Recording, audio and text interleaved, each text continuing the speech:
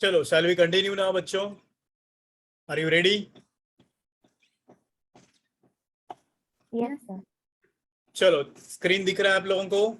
तो अगर मैं बोलूं एक क्रोमोसोम तो उसमें क्या क्या होना चाहिए? When I say one chromosome that must contain something, क्या क्या होना चाहिए उसमें? सबसे पहले there should be two chromatids. Do you agree with me? उसमें होने चाहिए दो क्रोमैटिड्स। फिर उसमें होने चाहिए दो काइनेटोकोर्स, दो काइनेटोकोर्स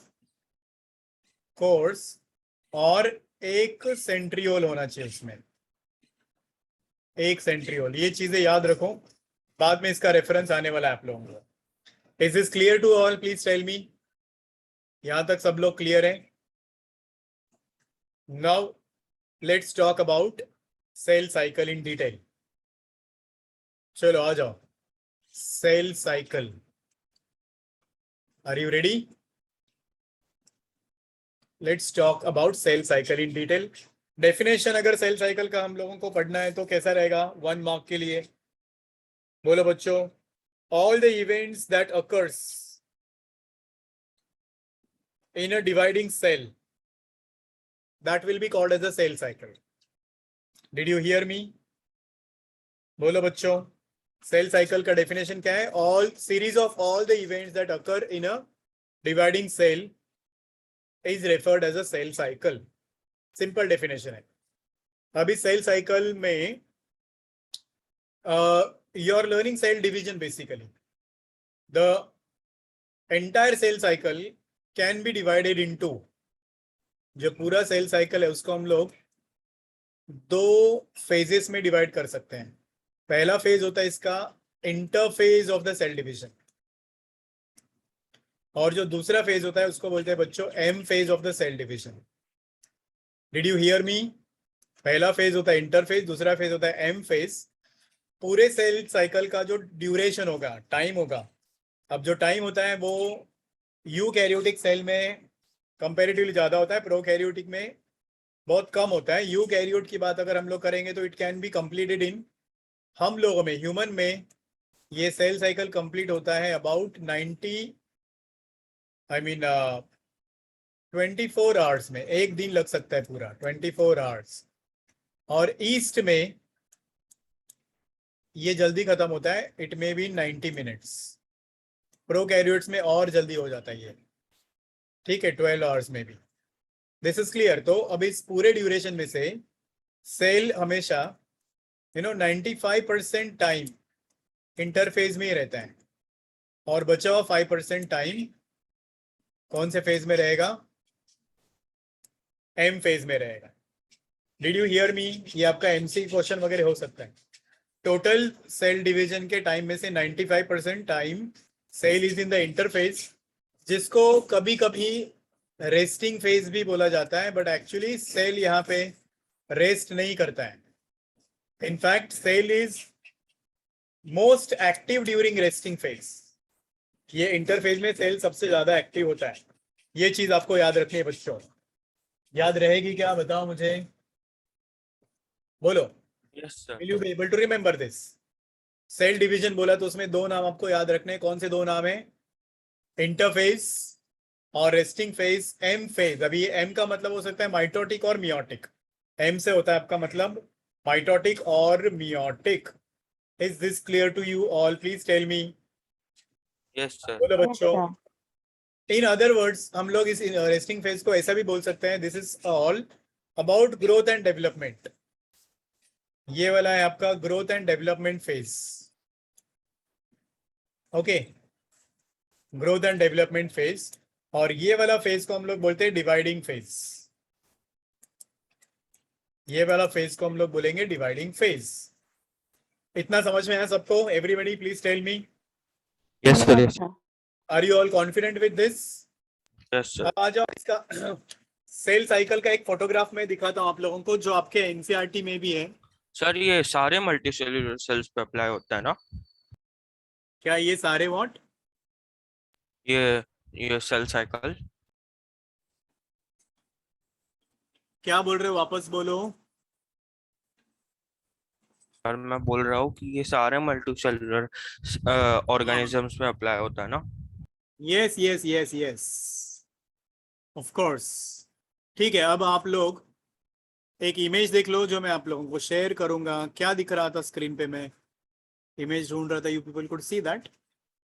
ये लो, विजिबल है सबको? Can you all see this? Please tell me. Yes, sir. थोड़ा ब्लर हो गया है ये, but I hope it is okay for you people. या एक और, चलो थोड़ा दिखने वाला इमेज देखो। यहाँ देखो, आपके स्क्रीन पे दिख रहा है यहाँ पे? Can you all see? Please tell me. Yes, sir. तो now here you have got this whole cell cycle. अभी सेल साइकिल में अपने पास 3 फेजेस होते हैं। You all can see this cell cycle में। जब हम लोग बोलते हैं इंटरफेस, देखो इंटरफेस में आपके पास होंगे 3 फेजेस जिनके नाम है G1, S और G2। Can you all see that? Please tell me. Yes, sir. G1 Yes, को sir. बोलते हैं गैप 1 फेज, गैप 1। फिर जो दूसरा है आपका S फेज, इसको बोलते हैं, नाम ही लिखा हुआ है वहां पे, डीएनए सिंथेसिस फेज। एस और नो बच्चों? बोलो। Yes, sir. G1 मतलब गैप 1। S का मतलब होता है क्या? मतलब होता है S का DNA synthesis phase, synthesis phase. और G2 का मतलब होगा gap 2 phase. Did you see this? Please tell me, did you see this? तो ये G1 का साइज देखो बच्चों, वॉल्यूम देखो इधर से इधर तक बहुत ज्यादा है। G2 का वॉल्यूम देखो बच्चों, can you see here here here here? इससे क्या कंक्लूड कर सकते हैं हम लोग? G1 Sir, the G1 largest. Double है। हाँ, तो ये लार्जेस्ट फेज है। Can you see this? This is largest in size. और ये G2 स्मॉलेस्ट इन साइज है। Can you see this? Please tell me, हाँ कि ना? Sir. ठीक है, तो अब इसके बाद में देखो, अभी यहां से G1, S और G2 के बाद में यहाँ M फेज आ गया। This is your M phase. M बोले तो माइटोटिक और मियोटिक। ठीक है, तो इस M फेज में आप लोगों को, फिर एम फेज को सबसे स्मॉलेस्ट। अरे M में और भी बहुत सारा होता है कुछ। यहाँ पे हम लोग सिर्फ इंटरफेज के कंपैरिजन में बता रहा था मैं। इंटरफेज बोला तो उसमें ये 3 आते हैं, 1, 2 एंड 3। ये 3 मिलके इंटरफेस बनाता है। और फिर आता है आपका M phase. Did you get me? Interphase में सबसे बड़ा ये है, सबसे छोटा ये है। अब M फेज के अंदर 2 चीजें होती है बच्चों। एक होता है डिवीजन ऑफ न्यूक्लियस, दूसरा होता है division of cytoplasm. Are you all listening and understanding? Please tell me. Yes, sir. sir.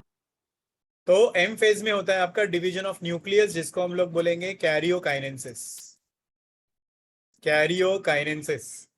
और दूसरा होता है, उसको हम लोग बोलेंगे cytokinesis. Is this clear to you? Karyokinesis और साइटोकाइनेंसिस। इनफैक्ट कैरियोकाइनेंसिस ही होता है M फेज में, साइटोकाइनेंसिस उसके बाद में आता है। तो पूरा सेल में, पूरा सेल साइकिल में इतना फेजेस आपको याद रखना है। कौन सा फेजेस? G1, S, G2, कैरियोकाइनेंसिस, साइटोकाइनेंसिस। इस इमेज के नीचे एक और इमेज मैंने डाला था बच्चों, देखो जरा।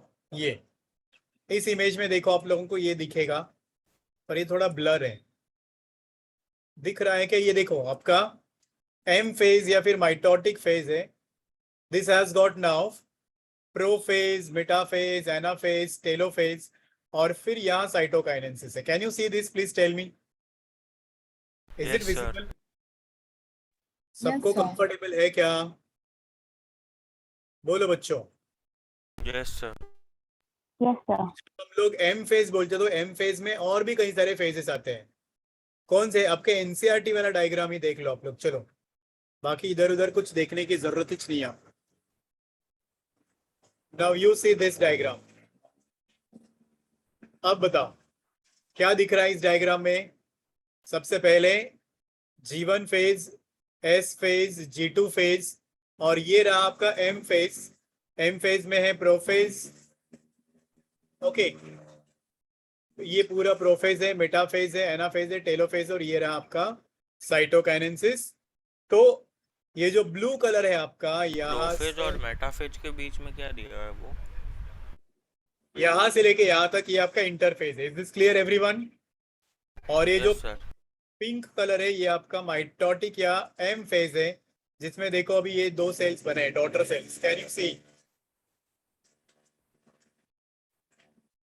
बोलो बच्चों, अब कंफर्टेबल है आप लोगों Yes, को? sir. समझ में आया क्या? तो ये 2 डॉटर सेल्स बने, मतलब ये माइटोसिस हुआ है।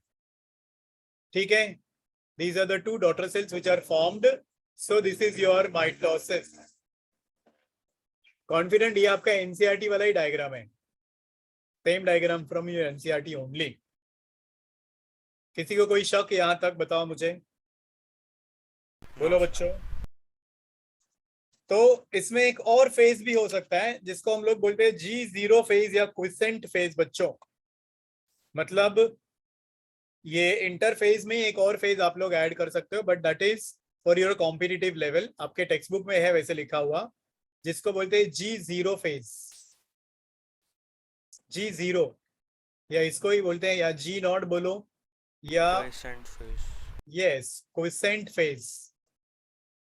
अब इस फेज का स्पेशलिटी क्या है? ये G0 फेज या क्विसेंट फेज में सेल इज मेटाबॉलिकली एक्टिव, वैसे इसको रेस्टिंग फेज बोला गया है। बस वो डिवाइड नहीं करते।